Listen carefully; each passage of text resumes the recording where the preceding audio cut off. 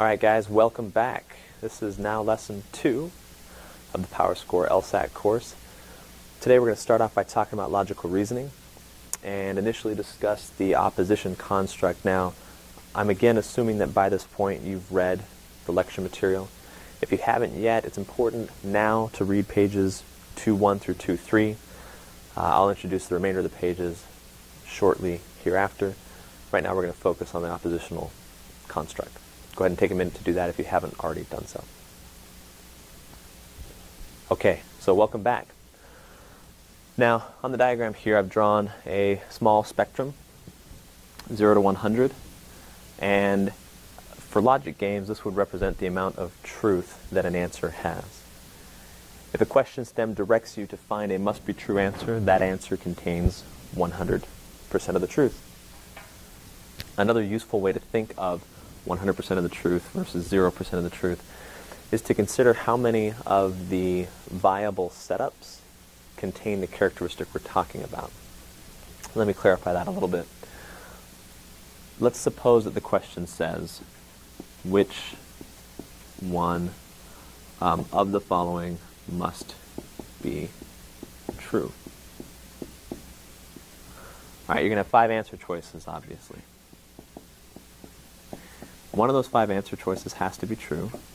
The other 4 have to be the logical opposite of must be true. The other 4 have to be not necessarily true. So I'm just going to write characteristics. Let's say J is second, K is last, P is before, M, N is second, or O is fourth. Using shorthand, obviously, for the actual answer choices here. But what that means is that one of these 5 answer choices is something that has to appear in every single valid setup.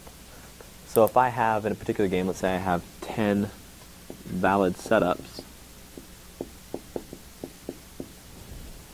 the correct answer, let's imagine the correct answer is B, thing that has to be true.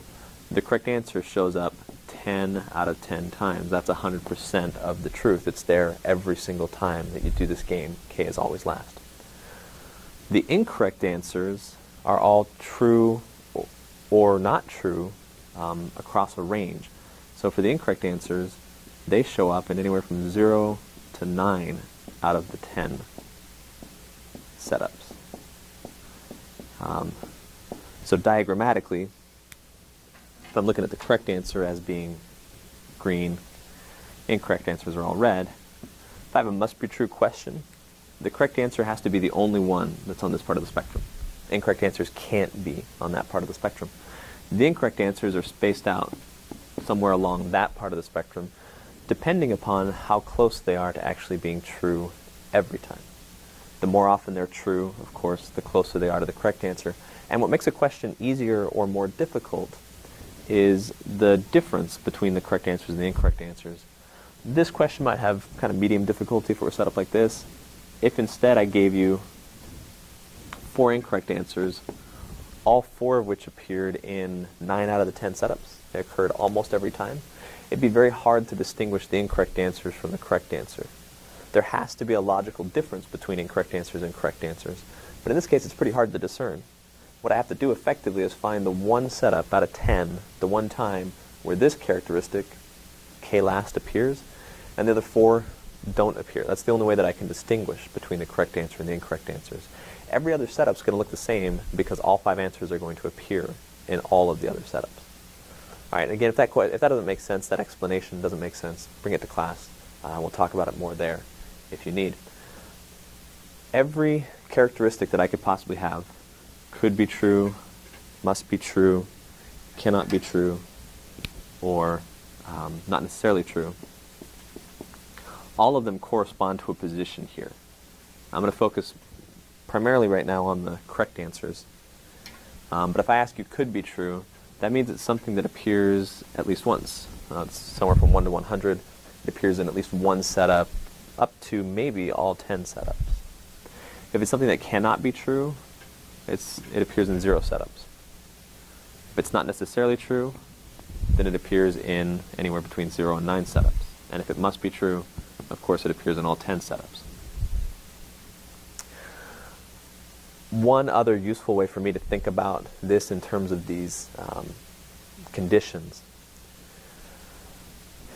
Let's say the question is now a could be true question, and this is still the correct answer. It could be true that k is last, so that's something that happens. If you have a could be true answer, then the correct answer appears at least once, and the incorrect answers don't appear at all. When you're looking at this part of the spectrum, the question is, do you have any instances?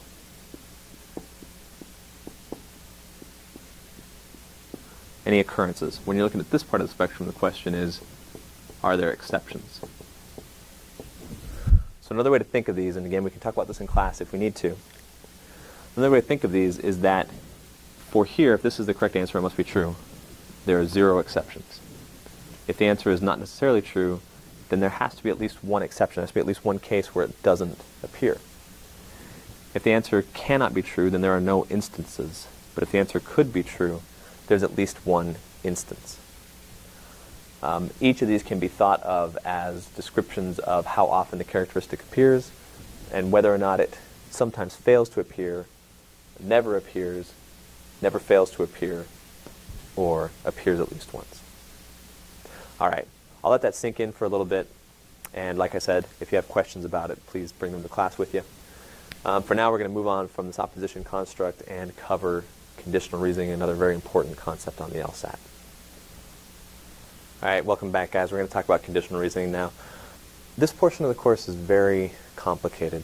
It's a concept that's really important on the LSAT, and even though I think you've already read through the material by now, hopefully without doing the practice questions, please save those for class.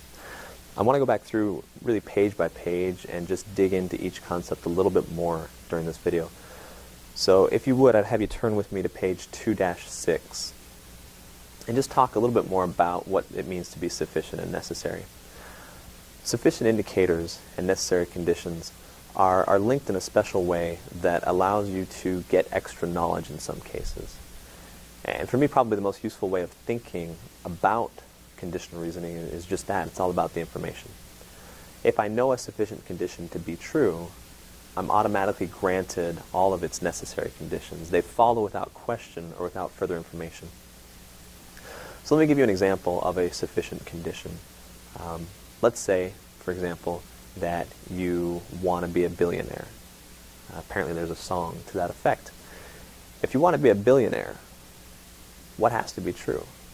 Well, if you want to be a billionaire, you better be a millionaire. If billionaire, then automatically, without further question, automatically millionaire. Notice that this is a one-directional relationship. It's asymmetrical here, and the direction of the relationship is from billionaire to millionaire. It doesn't work in the reverse. That is, I can't say that if I'm a millionaire, I'm automatically a billionaire. In this example, billionaire, of course, functions as the sufficient condition, millionaire is necessary. And I want you to think about 4 different pieces of information I could give you about someone. For example, I could tell you that John is a billionaire. That's known to be true about John. I could also tell you, without question, that John is not a billionaire. Further, I could let you know that John's a millionaire. Or I could say, turns out that John is not, in fact, a millionaire. Each of these can be regarded as a starting position, information that I can be given at the outset, some of which is useful to me in deriving further information, some of which isn't so useful. In the first case, if I know that John's a billionaire, I automatically get millionaire. This one's useful. If I know that John is not a billionaire, does that tell me anything regarding whether or not John is a millionaire? Not necessarily. This is not useful. It's worthless. It's also worthless to know that John is a millionaire. Although it's nice for John, It doesn't give me any information regarding whether or not John is a billionaire. But if I were to determine that John's not a millionaire, I could immediately and conclusively determine that John is not a billionaire.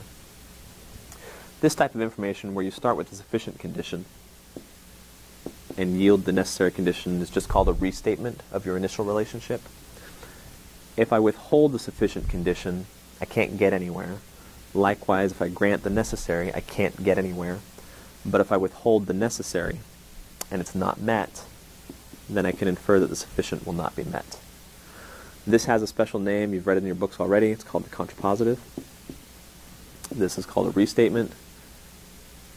And on occasion, the LSAT will improperly, deliberately, but improperly, use conditional reasoning, such that they may suggest if you don't have the sufficient, you won't have the necessary, and if you don't have the necessary, or if you do have the necessary, you will have the sufficient. When I incorrectly conclude that the sufficient absent or withheld means the necessary is withheld, we call that a mistaken negation, MN. When I incorrectly conclude that simply having the necessary condition, being a millionaire, that it's good enough, then I'm also a billionaire. That's called a mistaken reversal. And both of these mistakes, mistaken negations and mistaken reversals, are pretty common on the LSAT. Both of them are included to take advantage of whether or not you can properly discern the relationship between sufficient and necessary conditions. The hardest part for most people in this process is translating from common English language into these symbolic relationships and appropriately determining what's sufficient and what's necessary. For that reason, on the bottom of page 2.7, we've included a list of common indicators that tell you whether a phrase is sufficient or necessary. I'd encourage you strongly to memorize that list, to know every word on both columns for that entire list. I do want to draw your attention to one particular word in the necessary column, the phrase only if. You'll notice that if is included on the sufficient column, while only if is in the necessary column. You may wonder why that is. The fact is that these words are not always indicators, and the condition is determined by a word when it's used as an indicator. So in the second example, the phrase only if, it's a pretty common one, but in that phrase, the word if is actually not an indicator anymore. It's simply part of the phrase. The indicator is only. And the way that works is that the word only could be an indicator for a phrase that includes any other word. For example, you could have a phrase that says only if, only when, only whenever, only any, only people who, etc., etc., etc. And in each case, those words that were once sufficient indicators become subordinated or subsumed by the word only, and the word only becomes the indicator for the phrase. So make sure that you're careful to note that when these words appear, they don't always function as indicators, and that whatever is the indicator dominates, determines what type of condition you're seeing. Pay attention to that. It's something we'll practice in class, certainly reading common English language sentences and translating it into sufficient and conditional statements. Okay, at this point I'd like to have you turn then to page 2-8. I'll give you a second. On 2-8 you'll see a couple of quick drills. I'd prefer you not to do the homework on 2-9, the lesson problems on 2-9. Feel free to do the drills on 2-8. If you haven't done them yet, take a moment to do them now. Go ahead, I'll wait. Okay. The first one, whenever the president flies, uses Air Force One. You see that the indicator there is the word whenever. Whenever is a sufficient indicator, so that portion of the sentence becomes sufficient.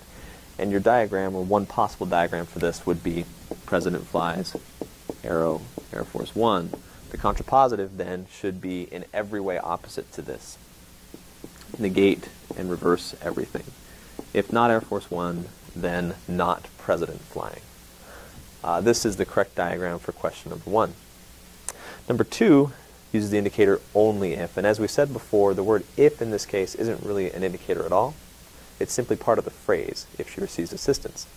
But what we know about that phrase is this is the only way for Teresa to pass chemistry. So if Teresa is then going to pass chemistry, there's just one way to do it. That one way, receiving assistance, becomes the necessary indicator. It must occur for Teresa to pass chemistry. So the correct diagram here would be something to the effect of PC, arrow RA. And of course the contrapositive would be if Teresa doesn't receive assistance, then she doesn't pass chemistry.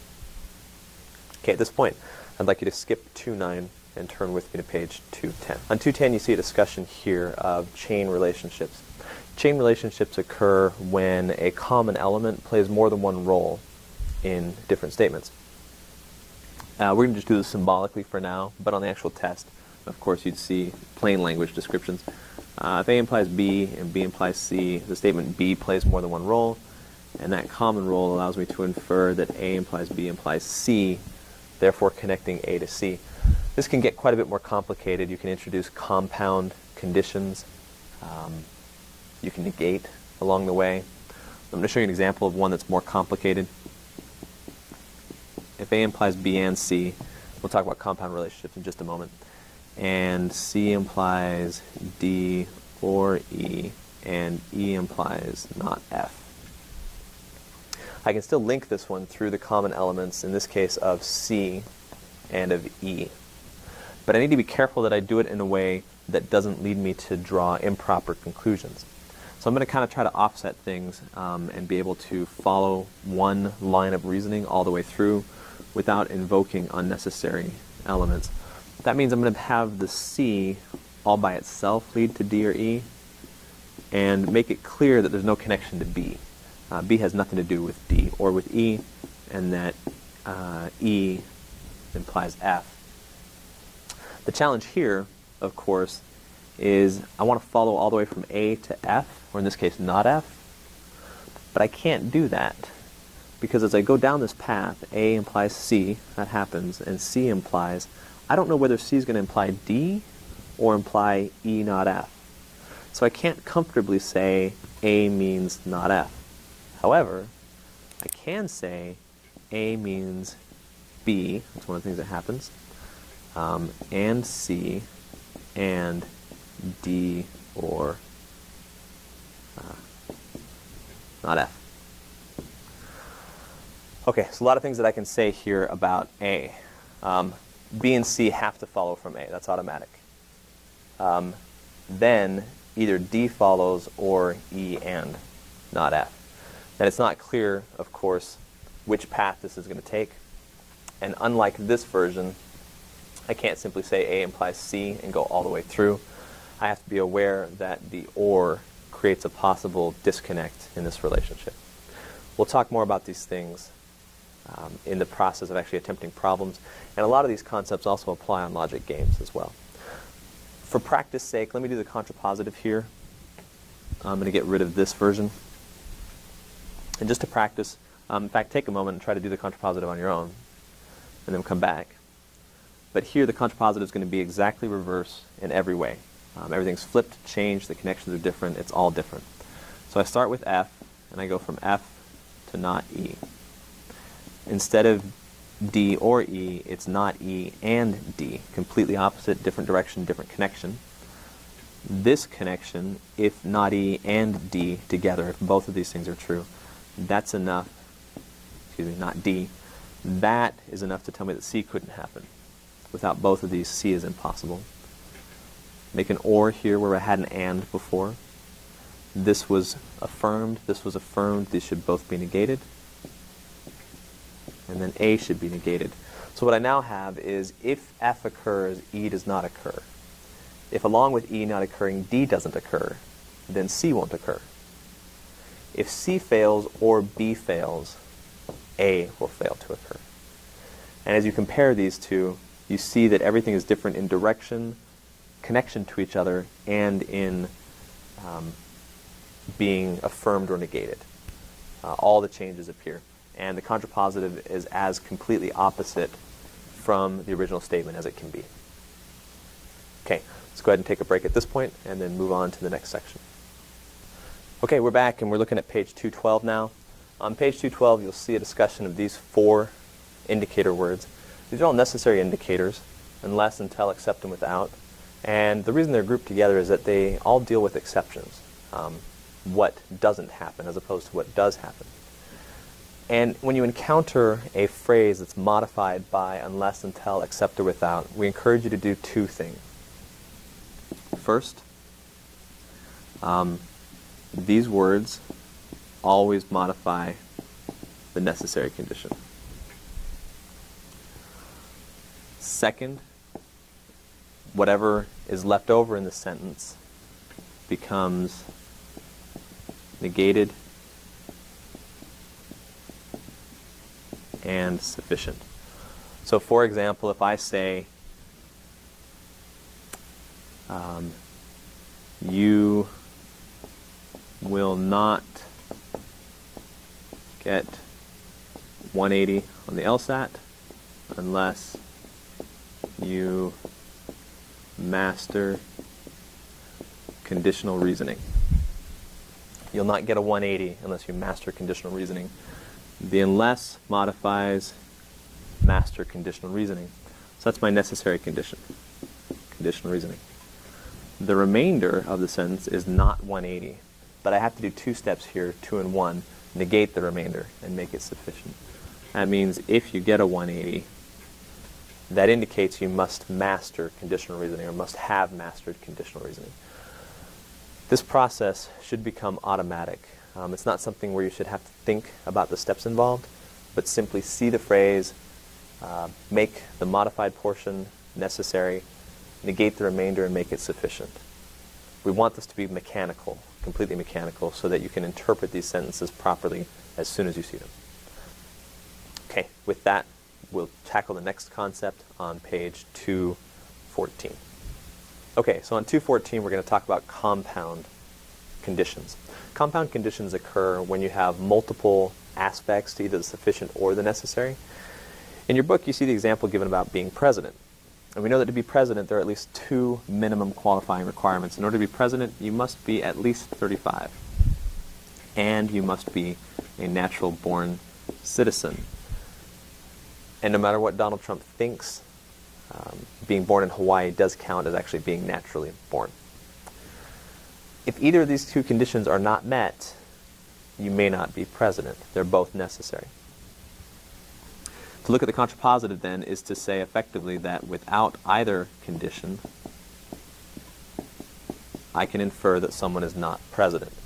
Someone who's under 35 is definitely not president. Someone who's not naturally born citizen is definitely not president. You'll notice again, as in our example with the chain relationships, that the contrapositive is completely opposite in every way. Everything that was affirmed previously is now negated, the order is reversed, and the connection between the 2 is reversed. And that's really the most important thing to understand about these chain and compound relationships, is that what used to be an and now becomes an or. The reason that works is for a given sufficient condition that has 2 necessary requirements, if either one is missing, that's enough to negate the sufficient condition. I don't have to get rid of both of them. You don't have to be a young German-born citizen to not be president. You can be either young or German-born without being president. Therefore, I have to make sure that I pay attention to the connection between the 2. Change from and to or, and vice versa, or to and. With that, I think we're able to move on to our next concept. Okay, so before we get to the discussion of a double arrow, I did want to do one thing with you, a little quick exercise. For any given pair of variables, let's say A and B, there are 4 different things that could occur with A and B. That is, I could have A and B, I could have A and not have B, I could have B and not have A, or I could have neither one. And of course, here it's irrelevant what A and B represent, just that they're conditions, which could either be met or be unmet. For the pair then, both met, B unmet, A unmet, both unmet. When I introduce a conditional rule of any kind of conditional relationship, in effect, I'm saying that one of these is no longer allowed. The conditions are restricted. And instead of having 4 possible outcomes, I'm down to 3 possible outcomes. Let me give you an example. If I give you the rule that says A implies B, the appearance of A depends upon B, and I look at my original possibilities, both met, B unmet, A unmet, and then neither one met. This rule allows 3 of the 4 relationships, but it disallows one of them. If A implies B, I could certainly have both A and B. However, if I were to try to include A without B, I'm breaking the rule, and that relationship is impossible. There are 3 other basic relationships possible. I could say that B implies A. I could say that A implies not B. Or I could say that not A implies B. Each one of these also restricts a different combination. If every time I have B I need to have A, then this is fine. B implies A. This is fine because I don't have B. But this relationship is not allowed because B without A violates my rule. If I have A and B must be absent, then the pair together cannot be included. And if kicking out A means I include B when A is unmet, B is met, then what I can't do is have 2 unmet conditions. I will come back to this concept in the future. Just wanted to introduce it now, but the main place that you'll see this kind of idea is in the logic games. The reason that I bring it up right now is because on page 216 we talk about what's called a biconditional relationship. And you can see there that the statement is Anne will attend if Basil attends, and only if Basil attends. So in this case with A and B, we actually have the phrase if and only if. A if B and A only if B. Both phrases modify B, but you'll notice, or by now should have learned, that if is a sufficient phrase and only if is a necessary phrase. So which is it then? Is B sufficient for A or necessary for A? And of course, if you're looking at the book, you'll see the answer is yes. It's sufficient for A and necessary for A. This actually works out as 2 different relationships. If B, then A, and then A only if B. And what happens is you actually get this relationship and this one. A implies B and B implies A. And suddenly you can't do either of these things. You can't split them up. The only possible outcomes for A if and only if B, the only possible outcomes are both of them are met, they're both at the party, or neither one's at the party. This type of structure combines 2 of the relationships and tells me that now it's a match set. If A is there, B is there. If either one's absent, they're both absent. If one's present, they're both present. So in these cases where you see that kind of structure, remember that the conditions are linked completely. They're either both present or both absent for the entire problem that you're working on. And that's it for the conditional reasoning introduction. I know it's a lot of material. I know it's a lot to cover. We will spend a lot of time in class on these concepts, at least the first 2 hours of class, as well as revisiting this concept throughout the course several more times. So I hope that if you have questions, and we'll bring them to you with class. I said that wrong, but I'm not going to change it because video editing is a pain. What I meant was I hope that you will bring the questions with you to class, and I will see you there. Thanks.